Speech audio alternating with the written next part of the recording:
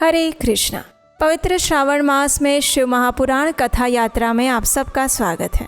दिव्य श्रावण मास में भगवान शिव की कथा और उनकी महिमा का श्रवण जीव के जीवन में नई चेतना का संचार करता है। शिव पुराण हमें सिखाता है कि भगवान शिव अपने भक्तों पर कितने सहज, सरल और असीम कृपालु हैं, और इसीलिए इस दुर्लभ मानव जीवन का प्रत्येक दिन भगवान की कथा सुनने और उनके नाम का स्मरण करने में लगाना ही सच्ची सफलता है। और इसी मंगल भावना के साथ आगे बढ़ते हैं हमारी शिव पुराण कथा श्रृंखला में। चलिए इसी कथा यात्रा को आगे बढ़ाते हुए सुनते हैं आज की शिव पुराण कथा। आज की कथा आरंभ करते हैं। पिछली कथा में हमने सुना था कि जब भगवान शिव अपनी संपूर्ण बारात और गणों को लेकर हिमालय के घर पर आते हैं तो देवी मैना उन्हें देखकर चकित हो जाती है। वास्तव में भगवान शिव ने देवी मैना के अहंकार को चूर्ण करने के लिए ही ऐसा विचित्र स्वरूप धारण किया था। और जब देवी मैना भगवान शिव के ऐसे विकराल और भयंकर स्वरूप को देखती है तो वे तुरंत उसी क्षण मूर्छित हो जाती है। उसके बाद क्या हुआ, आइए देखते हैं। ब्रह्मा जी ने कहा, हे नारद, जब हिमाचल प्रिया सती मैना को चेतना वापस आई तो वे अत्यंत क्षुब्ध होकर विलाप करने लगी, तिरस्कार युक्त वचन बोलने लगी। सबसे पहले तो उन्होंने अपने पुत्रों की निंदा की, उसके बाद उसने तुम्हारी और फिर अपनी पुत्री को दुर्वचन सुनाने लगी। मैना ने कहा, हे मुने, पहले तो तुमने ये कहा कि शिवा शिव का वरण करेगी, उसके पीछे मेरे पति हिमवान का कर्तव्य बताकर उन्हें आराधना और पूजा में लगाया, लेकिन इसका फल क्या मिला, विपरीत और अनर्थकारी। हे दुर्बुद्धि देवर्षे, तुमने मुझ अधम नारी को हर तरह से ठग लिया। फिर मेरी बेटी ने ऐसा तप किया जो मुनियों के लिए भी दुष्कर हो, और उसकी उस तपस्या का फल क्या मिला, जो देखने वालों को भी दुख में डालता है। हाय, मैं क्या करूं, कहाँ जाऊं, कौन मेरे दुख को दूर करेगा, मेरा कुल तो नष्ट हो गया। कहाँ गए वे सारे दिव्य ऋषि। वशिष्ठ की वो तपस्विनी पत्नी अरुंधति भी बड़ी धूर्ता निकली। वो स्वयं इस विवाह के लिए अगुआ बनकर आई थी। न जाने किन किन के अपराध से इस समय मेरा सब कुछ नष्ट हो गया। इस प्रकार बोलकर मैना अब अपनी पुत्री पार्वती को कटु वचन सुनाने लगी। उसने कहा, अरे ओ दुष्ट लड़की, तूने ये कौन सा कर्म किया जो मेरे लिए इतना दुखदायक सिद्ध हुआ। तुझ दुष्टा ने स्वयं ही सोना देकर कांच खरीदा है, चंदन छोड़कर अपने अंगों में कीचड़ का ढेर लगाया है, हंस को उड़ाकर तूने पिंजड़े में कौवे को पाल के रखा है। तूने घर में रखी हुई यश की मंगलमयी विभूति को दूर करके चिता की अमंगलमयी राख अपने पल्ले में बांध ली है। सभी श्रेष्ठ देवताओं और विष्णु भगवान आदि परमेश्वरों को छोड़कर अपनी कुबुद्धि के कारण शिव को पाने के लिए तूने ऐसा तप किया। तेरी बुद्धि को क्या हो गया, तेरे रूप को, तेरी बुद्धि को और तेरे चरित्र को धिक्कार है। तुझे तपस्या का उपदेश देने वाले उस नारद को भी धिक्कार है। तेरी सहायता करने वाली दोनों सखियों को धिक्कार है। हम दोनों माता पिता को भी धिक्कार है जिन्होंने तुझे जन्म दिया। ये पर्वतों के राजा आज मेरे निकट न आए, सप्तर्षि लोग स्वयं मुझे अपना मुंह ना दिखाए, इन सब ने मिलकर मेरे कुल का नाश कर दिया। मैं बांझ क्यों नहीं हो गई, मेरा गर्भ क्यों नहीं गल गया, मैं अथवा मेरी पुत्री ही क्यों नहीं मर गए, राक्षस आदि ने भी आकाश में ले जाकर इसे खा क्यों नहीं लिया।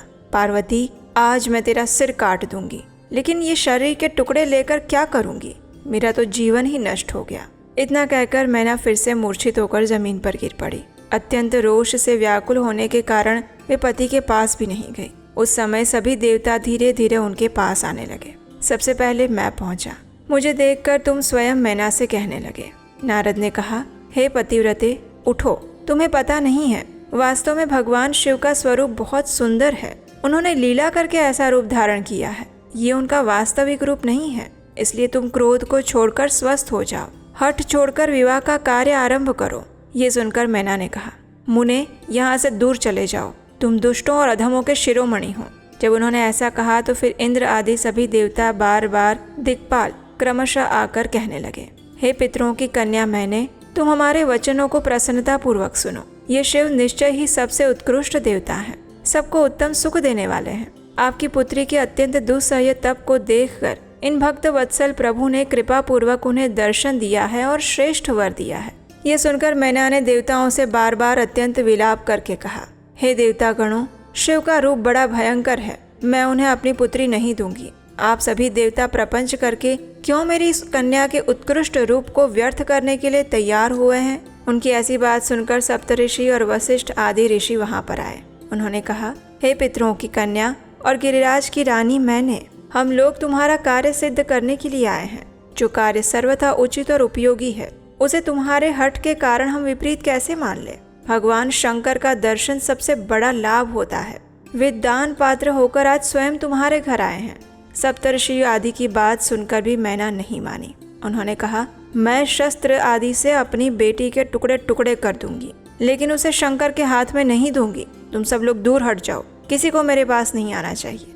इस प्रकार विह्वल होते हुए विलाप करती हुई मैना चुप हो गई। उनके ऐसे बर्ताव से चारों ओर हाहाकार मच गया और तब हिमालय राज अत्यंत व्याकुल होकर वहां पर आए और अपनी पत्नी को समझाते हुए कहने लगे, हे प्रिय, मेरी बात सुनो। देखो तो सही, कौन कौन से महात्मा तुम्हारे घर पधारे हैं। तुम इन सब की निंदा क्यों कर रही हो?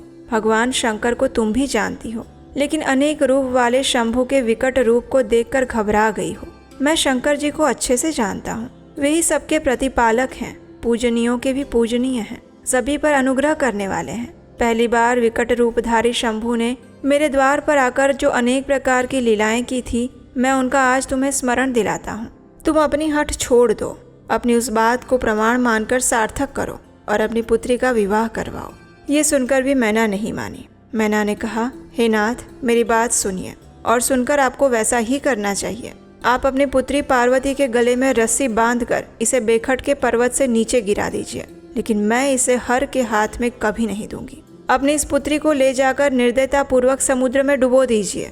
ऐसा करके आप पूर्ण सुखी हो जाइए। लेकिन अगर इस विकट रूपधारी रुद्र को आपने पुत्री दी तो मैं निश्चय ही अपना शरीर त्याग दूंगी। जब ये सब चीजें चल रही थी तब पार्वती स्वयं आकर अपनी माँ को कहने लगी, हे माँ, तुम्हारी बुद्धि बड़ी शुभ कारक है। इस समय विपरीत कैसे हो गई? तुम तो सभी धर्म का अवलंबन करने वाली होकर आज इस धर्म को छोड़ कैसे रही हो? रुद्रदेव सबकी उत्पत्ति के कारणभूत साक्षात ईश्वर हैं। इनसे बढ़कर दूसरा कोई नहीं। समस्त श्रुतियों में वर्णन आता है कि भगवान शंभु सुंदर रूप वाले और सुखद हैं। वे महेश्वर समस्त देवताओं के स्वामी और स्वयं प्रकाशित हैं। इनके नाम और रूप अनेक हैं। अतः यत्न पूर्वक उठो, हठ छोड़ दो, अपना जीवन सफल करो, मुझे शिव के हाथ में सौंप दो और अपने गृहस्थ आश्रम को सार्थक करो। तुम मेरी इतनी सी विनती मान लो। अगर तुम इनके हाथ में मुझे नहीं दोगी तो मैं दूसरे किसी वर का वरण नहीं करूंगी। मैंने अपने मन, वाणी और कर्म द्वारा उन हर का वरण किया है। पार्वती की ऐसी बात सुनकर शैलेश्वर प्रिया मैना और ज्यादा उत्तेजित हो गई। पार्वती को डांटती हुई और अधिक दुर्वचन बोलने लगी और रोने लगी और विलाप करने लगी। मैंने, सनक आदि सिद्धों ने भी मैना को बहुत समझाया, लेकिन वो किसी की बात नहीं मानी। ऊपर से सबको डांटती रही। और तब भगवान विष्णु भी तुरंत वहां पर आ गए। भगवान विष्णु ने कहा, हे देवी, तुम पितरों की मानसी पुत्री और उन्हें बहुत ही प्रिय हो। साथ ही गिरिराज हिमालय की गुणवती पत्नी हो। संसार में तुम्हारे सहायक भी ऐसे ही हैं। तुम धन्य हो। तुम धर्म की आधारभूता हो। फिर आज धर्म का त्याग कैसे कर रही हो? संपूर्ण देवता, ऋषि, ब्रह्मा जी और मैं, क्या हम सभी लोग विपरीत बात करेंगे? तुम शिव को नहीं जानती। वे निर्गुण भी है और सगुण भी, कुरूप भी है और सुरूप भी। उनके रूप का ठीक ठीक वर्णन अब तक कोई नहीं कर पाया है और ना ही कोई उनके स्वरूप को जान सकता है। मैंने तुमसे ये यथार्थ बात कही है। ब्रह्मा जी से लेकर कीट पर्यंत जो कुछ जगत दिख रहा है वो उनका स्वरूप है, ऐसा जानो। इस विषय में कोई अन्यथा विचार नहीं करना चाहिए। वे ही अपनी लीला से ऐसे स्वरूप में अवतीर्ण हुए हैं और शिवा के तप के प्रभाव से तुम्हारे द्वार पर आए हैं। इसलिए हिमाचल की हे पत्नी, तुम दुख छोड़ो, शिव का भजन करो, इससे तुम्हें आनंद प्राप्त होगा। भगवान विष्णु द्वारा ऐसी बात समझाने पर मैना का मन कुछ कोमल हुआ, लेकिन शिव को कन्या ना देने का हठ उन्होंने तब भी नहीं छोड़ा। शिव की माया से मोहित होने के कारण ही उन्होंने ऐसा दुराग्रह किया था। उस समय मैना ने शिव के महत्व को स्वीकार कर लिया। कुछ ज्ञान हो जाने पर उन्होंने श्री हरि से कहा, अगर भगवान शिव सुंदर शरीर धारण कर ले तो मैं उन्हें अपनी पुत्री दे सकती हूँ, अन्यथा कोटि उपाय करने पर भी नहीं दूंगी, और ये मेरी दृढ़ता है। और इस प्रकार कहकर वो चुप हो गई। हे नारद, इसी समय भगवान विष्णु से प्रेरणा पाकर तुम शीघ्र ही भगवान शिव को अनुकूल बनाने के लिए उनके पास गए। अनेक प्रकार की स्तुति, मंत्रों और स्तोत्रों द्वारा उनकी प्रशंसा की, उन्हें प्रसन्न किया। ऐसा करके उन्होंने अपने दयालु स्वभाव का परिचय दिया। और फिर उन्होंने तुम्हारी बात मानकर प्रसन्नतापूर्वक अद्भुत, उत्तम और दिव्य स्वरूप धारण कर लिया। भगवान शंभु का वो स्वरूप कामदेव से भी अधिक सुंदर और लावण्य का आश्रय था। उनका ये दर्शन करके तुम अत्यंत प्रसन्न हुए और उस स्थान पर गए जहाँ सभी के साथ मैना विद्यमान थी, और वहाँ पहुंचकर तुमने मैना से कहा, हे विशाल नेत्रों वाली मैने, जाओ अब भगवान शिव के उस सर्वोत्तम रूप का दर्शन करो। ये रूप प्रकट करके उन करुणामय शिव ने तुम पर बड़ी कृपा की है।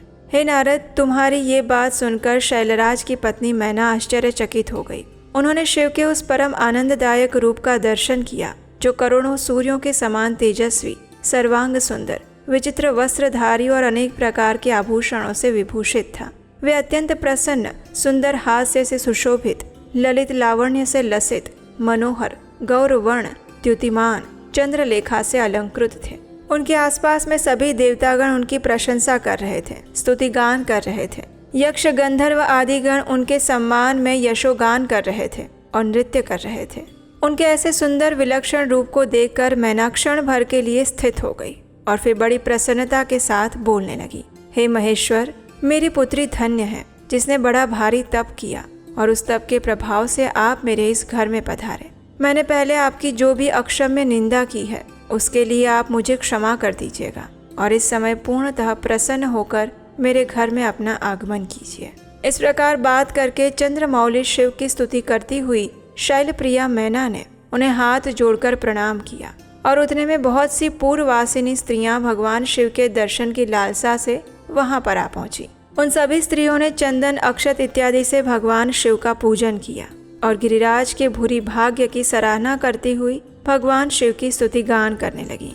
उसके बाद भगवान शिव प्रसन्नचित्त होकर अपने गणों, समस्त देवताओं और अन्य लोगों के साथ गिरिराज हिमवान के धाम में गए। हिमाचल की पत्नी मैना भी उन स्त्रियों के साथ घर के अंदर गई। शंभु की आरती उतारने के लिए हाथ में दीपकों से सजी हुई थाली लेकर सभी ऋषि पत्नियों और अन्य स्त्रियों के साथ आदर पूर्वक द्वार पर आई। वहां आकर मैना ने संपूर्ण देवताओं द्वारा सेवित भगवान शिव को, जो द्वार पर उपस्थित थे, उन्हें बड़े प्रेम से देखा। उनका मुखारविंद कोटि चंद्रमाओं से भी अधिक आह्लाददायक था। ऐसे सुंदर रूप वाले उत्कृष्ट देवता भगवान शिव को जमाता के रूप में अपने सामने खड़ा देखकर मैना की सारी शोक और चिंताएं दूर हो गई। वो परम आनंद में निमग्न हो गई और अपने भाग्य की, गिरिजा की, गिरिराज हिमवान की और उनके समस्त कुल की प्रशंसा करने लगी। अपने आप को कृतार्थ समझकर बार बार हर्ष का अनुभव करने लगी। सभी लोग वहां पर उपस्थित भगवान शिव और पार्वती की प्रशंसा करने लगे। समस्त नारियों के साथ मैना ने भी महान उत्सव मनाते हुए वर का परिछन किया और फिर प्रसन्नतापूर्वक घर में चली गई। उसके बाद भगवान शिव अपने गणों और देवताओं के साथ अपने को दिए हुए स्थान में चले गए और इसी बीच में गिरिराज के अंतःपुर की सभी स्त्रियों के साथ देवी पार्वती कुल देवी की पूजा करने के लिए बाहर आई। वहां पर देवताओं ने प्रसन्नतापूर्वक देवी पार्वती को देखा। उनकी अंग कांति नील अंजन के समान थी। वे अपने मनोहर अंगों से विभूषित थी। दूसरे किसी पुरुष की ओर उनके नेत्र नहीं जाते थे। उनका प्रसन्न मुख मंद मुस्कान से सुशोभित था। वे अत्यंत दिव्य आभूषण धारण किए हुए थी। त्रिलोचन शिव ने भी बड़ी प्रसन्नता के साथ कनखियों से उन्हें देखा और उनमें सती की आकृति देखकर अपनी विरह वेदना को त्याग दिया। पार्वती को देखते हुए भगवान शिव सब कुछ भूल गए। उनके अंगों में रोमांच हो आया। ऐसा लग रहा था मानो गौरी उनकी आंखों में बस गई थी। इधर कालीपुरी से बाहर जाकर अंबिका देवी की पूजा करने के बाद ब्राह्मण पत्नियों के साथ पुनः अपने पिता के रमणीय भवन में लौट आई। भगवान शिव भी ब्रह्मा, विष्णु और देवताओं के साथ हिमाचल के बताए हुए अपने नियत स्थान पर प्रसन्नता पूर्वक आ गए। वहां गिरिराज के द्वारा अनेक प्रकार की सुंदर समृद्धि से सम्मानित हुए सभी लोग सुखपूर्वक ठहर गए। उसके बाद गिरिश्रेष्ठ हिमवान ने प्रसन्नता और उत्साह के साथ वेद मंत्रों द्वारा दुर्गा और शिव का उपस्नान करवाया। उसके बाद गिरिराज की प्रार्थना से श्री विष्णु आदि भगवान तथा देवतागण उनके घर के भीतर गए। वहां उन्होंने वैदिक और लौकिक आचार का पालन करते हुए भगवान शिव के द्वारा दिए हुए आभूषणों से देवी शिवा को अलंकृत किया। सखियों और ब्राह्मण की पत्नियों ने पार्वती को स्नान करवाया और फिर वस्त्र आभूषणों द्वारा विभूषित करके उनकी आरती उतारी। तीनों लोकों की जननी महाशैल पुत्री सुंदरी शिवा दिव्य आभूषणों और वस्त्र से सुसज्जित होकर मन ही मन भगवान शिव का ध्यान करती हुई वहीं पर बैठी और उस समय दोनों पक्षों में महान आनंददायक उत्सव होने लगा। विशेष उत्सव के साथ गीत और वाद्य आदि द्वारा लोगों का मनोरंजन किया गया। उसके बाद गर्ग ने कन्यादान का समय जानकर हिमाचल से श्री शंकर तथा बारातियों को बुलाने के लिए कहा। उसके बाद भगवान शिव को सुंदर वस्त्र आभूषणों से सुसज्जित करके वृषभ की पीठ पर बिठाया गया। उनका जयकार करते हुए वे सभी लोग यज्ञ मंडप की ओर आए। वहाँ श्रेष्ठ पर्वतों ने शिव को वृषभ से उतारा और महान उत्सव के साथ प्रेम पूर्वक घर के अंदर ले गए। हिमालय ने भी घर में आए हुए देवताओं सहित महेश्वर को भक्ति भाव से प्रणाम करके उनकी आरती उतारी। उन सबको अपने अपने उचित आसन पर बिठाया। उसके बाद हिमालय ने अंतर्वेदी में, जहाँ समस्त आभूषणों से विभूषित उनकी कृशांगी कन्या वेदी के ऊपर विराजमान थी, वहाँ मेरे और श्री विष्णु के साथ महादेव जी को लेकर गए। उसके बाद बृहस्पति आदि विद्वान बड़े उत्साह से संपन्न होकर कन्यादान उचित लग्न की प्रतीक्षा करने लगे। गर्ग ने पुण्यावाचन किया और पार्वती की अंजलि में चावल भरे और शिव के ऊपर अक्षत छोड़े गए। पार्वती ने दही, अक्षत, कुश और जल से रुद्रदेव का पूजन किया। उसके बाद मेरे और गर्ग आदि मुनियों के कहने से शंभु ने भी लोकाचार वश शिवा का पूजन किया और उसके बाद मैना सहित हिमवान ने कन्यादान का कार्य आरंभ किया। शैलराज ने पाद्य आदि के द्वारा वर का पूजन करके वस्त्र, चंदन और आभूषण द्वारा उनका वरण किया। उसके बाद हिमाचल ने ब्राह्मणों से कहा, हे ब्राह्मण देव, आप लोग तिथि आदि के कीर्तन पूर्वक कन्यादान के संकल्प वाक्य का प्रयोग करें। उसके लिए अब अवसर आ गया है। सभी द्विज श्रेष्ठों ने कहा, तथास्तु। उसके बाद सुंदर लीला करने वाले शंभु के मन ही मन प्रेरित होकर हिमाचल ने प्रसन्नता पूर्वक हंसकर उनसे कहा, हे शंभु, आप अपने गोत्र का परिचय दीजिए। प्रवर, कुल, नाम, वेद और शाखा का प्रतिपादन कीजिए। अब अधिक समय मत लगाइए। हिमाचल की ये बात सुनकर भगवान शिव सुमुख होकर भी विमुख हो गए, अशोचनीय होकर भी तत्काल शोक में पड़ गए। उस समय सभी देवताओं, मुनियों, गंधर्वों और सिद्धों ने देखा कि भगवान शिव के मुख से कोई भी उत्तर नहीं निकल रहा था। हे नारद, ये देखकर तुम हंसने लगे और महेश्वर का मन ही मन स्मरण करते हुए हिमालय से कहने लगे, हे पर्वतराज, तुम मूढ़ता के वशीभूत होकर ऐसा कुछ भी नहीं जानते हो कि महेश्वर से क्या कहना चाहिए और क्या नहीं। तुमने इस समय साक्षात हर से उनका गोत्र पूछ लिया और उसे बताने के लिए उन्हें प्रेरित किया। ये बात अत्यंत उपहासजनक है। इनके गोत्र, कुल और नाम को तो भगवान विष्णु और ब्रह्मा जी भी नहीं जानते, फिर दूसरों की क्या चर्चा करना। हे महाशैल, मेरी बात सुनो। अब तुम अपनी पुत्री शंकर जी के हाथ में दे दो। लीला पूर्वक रूप धारण करने वाले सगुण महेश्वर का गोत्र और कुल केवल नाद ही है। इस बात को अच्छे से समझ लो। शिव नादमय है और नाद शिवमय है। इन दोनों में कोई अंतर नहीं। हे नारद, तुम्हारी ऐसी बात सुनकर गिरिराज हिमालय को संतोष प्राप्त हुआ। उनके मन का सारा विस्मय दूर हो गया। सभी लोग तुम्हें साधुवाद देने लगे और उसके बाद हिमालय ने विधि के द्वारा प्रेरित होकर भगवान शिव को अपनी कन्या का दान कर दिया और कन्यादान करते समय वे इस प्रकार बोले, इमाम कन्याम तुभ्यमहम ददामि परमेश्वर भार्यार्थम परिगृह्णीष्व प्रसीद सकलेश्वर। हे परमेश्वर, मैं अपनी ये कन्या आपको देता हूँ। आप इसे अपनी पत्नी बनाने के लिए ग्रहण कीजिए। हे सर्वेश्वर, इस कन्यादान से आप संतुष्ट होइए। इस मंत्र का उच्चारण करके हिमाचल ने अपनी पुत्री त्रिलोक जननी पार्वती को उन महान देवता रुद्र के हाथों में सौंप दिया। इस प्रकार शिवा का हाथ शिव के हाथ में रखकर शैलराज मन ही मन प्रसन्न हुए और उस समय वे अपने मनोरथ के महासागर को पार कर गए थे। उस समय वहाँ चारों ओर महान उत्सव होने लगा। पृथ्वी पर, अंतरिक्ष में, स्वर्ग में जय जयकार शब्द गूंजने लगा। सभी लोग अत्यंत हर्ष से भरकर साधुवाद देने लगे, नमस्कार करने लगे। सबके मुख प्रसन्नता से छलक रहे थे। उसके बाद बंधुजनों ने भक्ति पूर्वक शिवा का पूजन करके अनेक विधि विधान से भगवान शिव को उत्तम द्रव्य समर्पित किया। हिमालय ने दहेज में अनेक प्रकार के द्रव्य, रत्न, पात्र, 1,00,000 सुसज्जित गायें, 1,00,000 सजे सजाए घोड़े, करोड़ हाथी, उतने ही सुवर्ण जटित रथ आदि वस्तुएं दी। इस प्रकार परमात्मा शिव को विधि पूर्वक अपनी पुत्री कल्याणमयी पार्वती का दान करके हिमालय कृतार्थ हो गए। उसके बाद शैलराज ने यजुर्वेद की माध्यन्दिनी शाखा में वर्णित स्तोत्र के द्वारा दोनों हाथ जोड़कर उत्तम वाणी में परमेश्वर की स्तुति की। फिर हिमाचल के आज्ञा देने पर मुनियों ने बड़े उत्साह के साथ शिवा के सिर पर अभिषेक किया और महादेव जी का नाम लेकर उस अभिषेक की संपूर्ण विधि पूर्ण की और उस समय बड़ा आनंददायक महोत्सव होने लगा। हे नारद, उसके बाद शिव की आज्ञा से मुनियों सहित मैंने शिवा और शिव का बाकी का विवाह संस्कार पूर्ण करवाया। फिर उन दोनों दंपति के मस्तक का अभिषेक हुआ, उन्हें आदर पूर्वक ध्रुव का दर्शन करवाया। फिर बड़े उत्साह के साथ स्वस्ति वाचन हुआ। फिर ब्राह्मणों की आज्ञा से शिव ने शिवा के सिर में सिंदूर दान किया और उस समय गिरिराज नंदिनी उमा की शोभा अद्भुत और अवर्णनीय हो गई। ब्राह्मणों के आदेश से वे शिव दंपति एक आसन पर विराजमान हो गए और भक्तों के चित्त को आनंद देते हुए उत्तम शोभा पाने लगे। इस प्रकार विधि पूर्वक वैवाहिक यज्ञ के पूर्ण हो जाने पर भगवान शिव ने मुझ ब्रह्मा को पूर्ण पात्र दान किया। फिर शंभु ने आचार्य को गौदान किया। मंगलदायक जो भी बड़े बड़े दान बताए गए हैं वे सभी उन्होंने सहर्ष संपन्न किए। बहुत से ब्राह्मणों को पृथक पृथक 100 सुवर्ण मुद्राएं दी, करोड़ों रत्न दान किए और अनेक प्रकार के द्रव्य बांटे। सभी ओर मांगलिक शब्द और गीत गाने लगे। चारों ओर वाद्यों की मनोहर ध्वनि सबके आनंद को बढ़ाने लगी। और उसके बाद श्री विष्णु, मैं, देवता, ऋषि तथा अन्य सभी लोग गिरिराज से आज्ञा लेकर अपने अपने निवास स्थान में गए। उस समय हिमालय नगर की स्त्रियां आनंदमग्न होकर शिव और पार्वती को लेकर कोबर में गई। वहां उन सभी ने आदर पूर्वक वर वधू से लोकाचार का संपादन करवाया। उस समय चारों ओर परम आनंददायक उत्सव छा गया।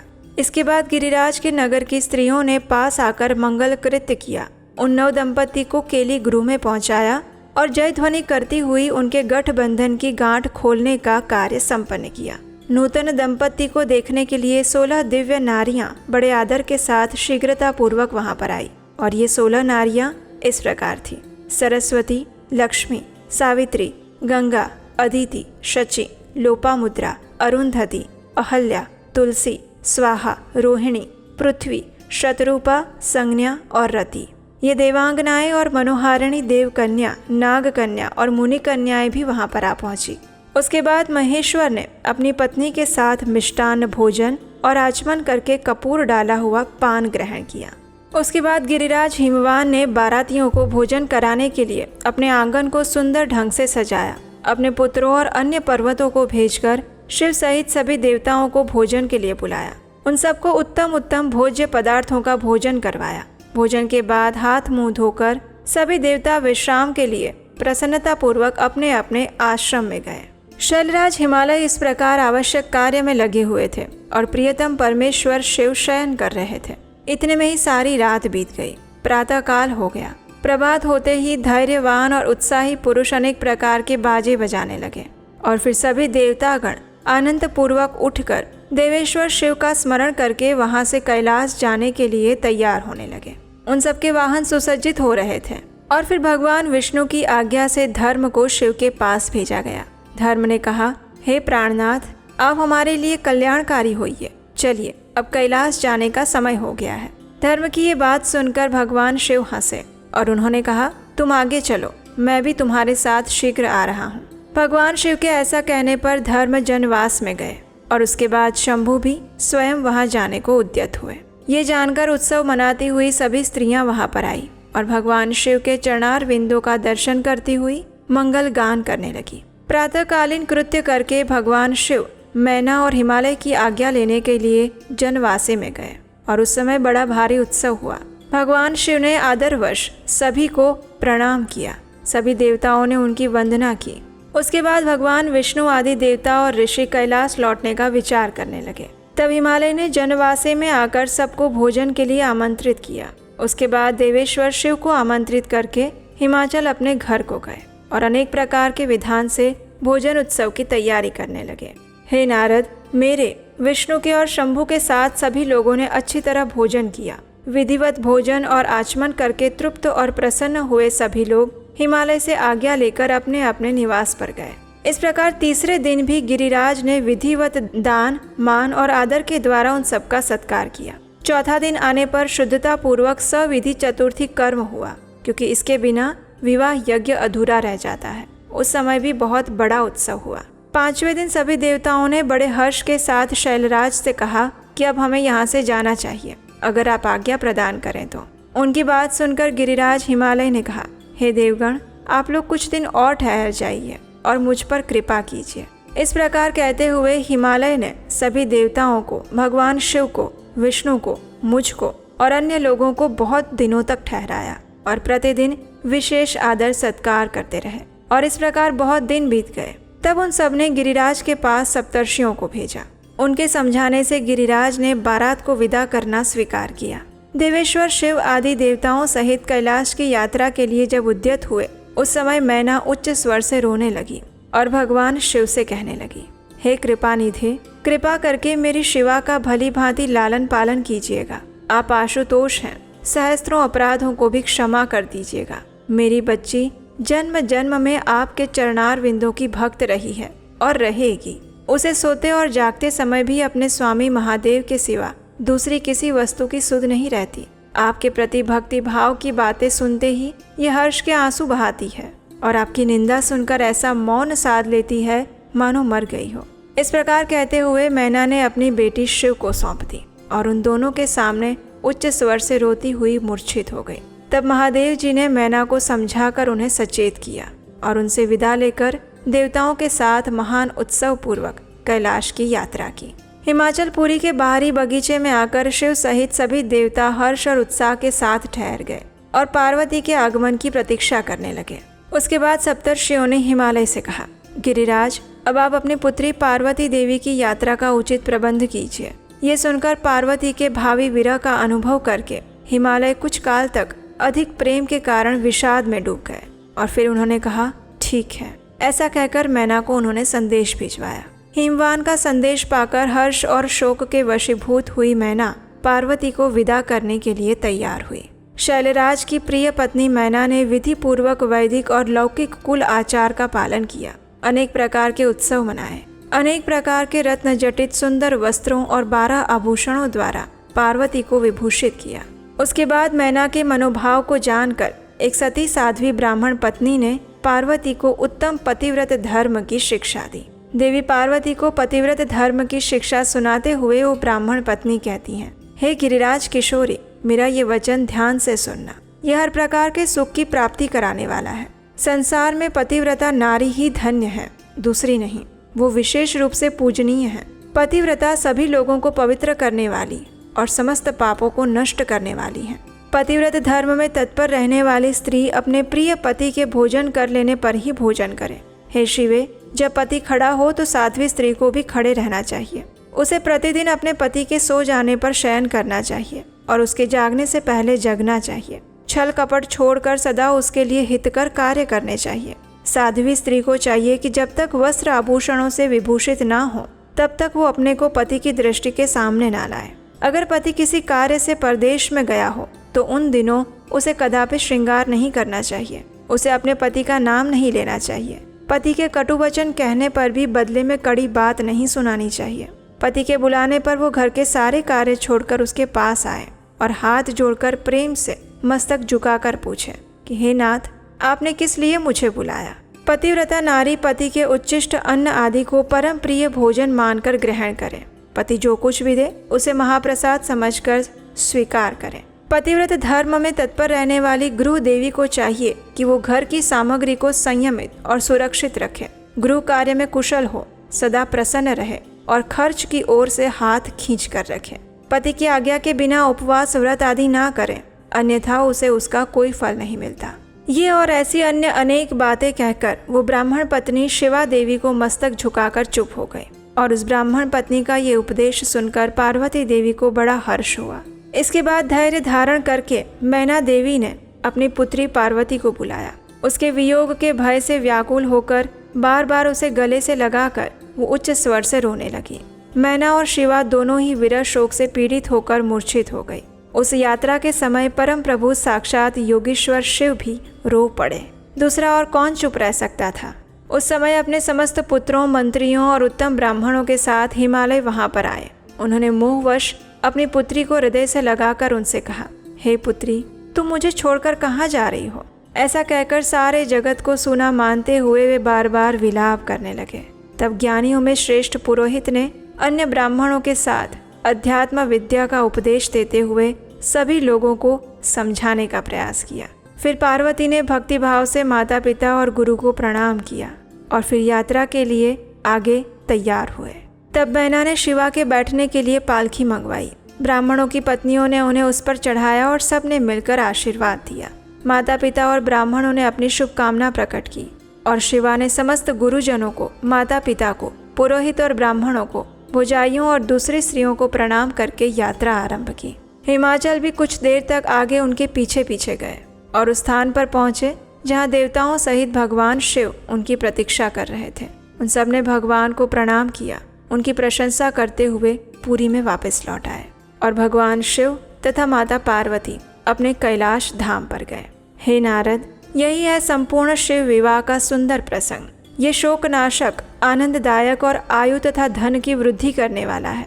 जो भगवान शिव और शिवा में मन लगाकर पवित्र होकर इस प्रसंग को सुनता है अथवा नियम पूर्वक दूसरों को सुनाता है, वो शिव लोक को प्राप्त करता है। ये अद्भुत आख्यान है जो मंगल का आवास स्थान है। इसका प्रसन्नता पूर्वक पाठ करना चाहिए। ऐसा करने से समस्त कार्य सिद्ध होते हैं और इसमें कोई संशय नहीं। और इसके साथ ही हमारी रुद्र संहिता के अंतर्गत तृतीय खंड यानी कि पार्वती खंड संपन्न हुआ और हमारी आज की शिव महापुराण कथा को हम यहीं पर विराम देंगे। हमें आशा है कि आज की ये सुंदर कथा आपको अच्छी लगी होगी और इससे बहुत सी शिक्षाएं भी आपने प्राप्त की होगी। हम आपसे मिलेंगे इसी कथा की अगली कड़ी के साथ कल प्रातःकाल। भगवान शिव की तरह हमेशा शांत, धीर और गंभीर रहना चाहते हैं, लेकिन मन बार बार परेशान करता रहता है। ओवर थिंकिंग से थक चुके हैं और इमोशंस तो इतना ज़्यादा ऊपर नीचे हो जाता है कि पूछो मत। मेडिटेशन डेली शुरू करते हैं लेकिन कंसिस्टेंसी नहीं बन पाती है। गुस्सा तो इतना आ जाता है कि बस पूछो मत। अगर इन सभी प्रॉब्लम से आप भी गुजर रहे हैं तो ये कोर्स आपके लिए है। हम आपके लिए लेकर आए हैं एक स्पेशली डिज़ाइंड क्यूरेटेड कोर्स जिसका नाम है द शिवा कोड, जिसके अंदर हम भगवान शिव को तत्वतः जानने का प्रयास करेंगे।